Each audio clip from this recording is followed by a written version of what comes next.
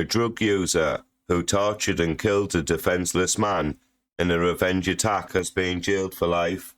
Philip Watson, 35, subjected Paul Tillett, 56, to a prolonged and violent assault in his flat in Strawberry Dale, Harrogate, in September 2024. Leeds Crown Court heard Mr. Tillett was tied up and gagged before being punched, kicked and burnt with a makeshift flamethrower. Watson of Bower Street, Harrogate, who pleaded guilty to murder, was told he would serve a minimum of 32 years and 109 days before he is eligible for parole. Prosecutor Jamie Hill, KC, said Mr. Tillett had problems with drug dependency and a history of mental health issues, including schizophrenia. He told the court he was a well-liked and gentle character, but he had been taken advantage of by other drug users who would congregate at his flat. The barrister said Watson had previously bullied the victim, resulting in Mr. Tillett going to the police. In the weeks before his death, the court heard Watson had threatened Mr. Tillett with a knife, calling him a grass. On the night of the 28th of September, a witness told police they had been at Mr. Tillett's flat with Watson and two other people taking drugs. She said at some point Watson had begun to attack Mr. Tillett, and she had been forced to watch.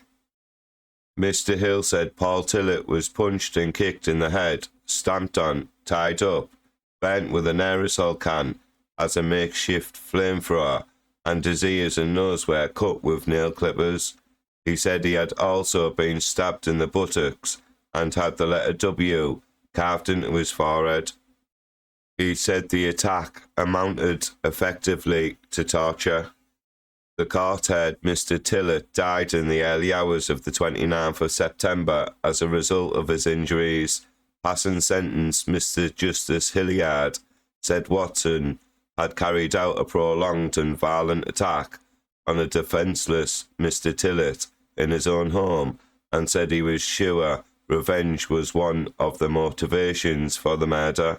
He said Watson had shown a great deal of enthusiasm for inflicting pain, suffering and humiliation amounting to sadistic conduct.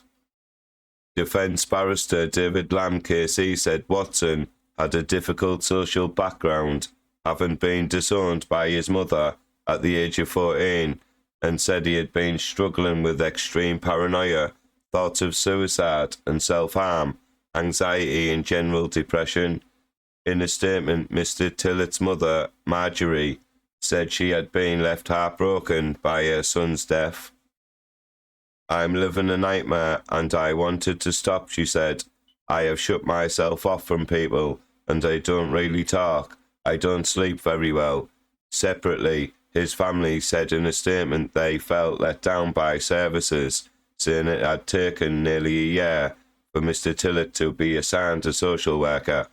They said they had also been told by police in the week before his death that he needed to be moved for his safety. North Yorkshire Council declined to comment.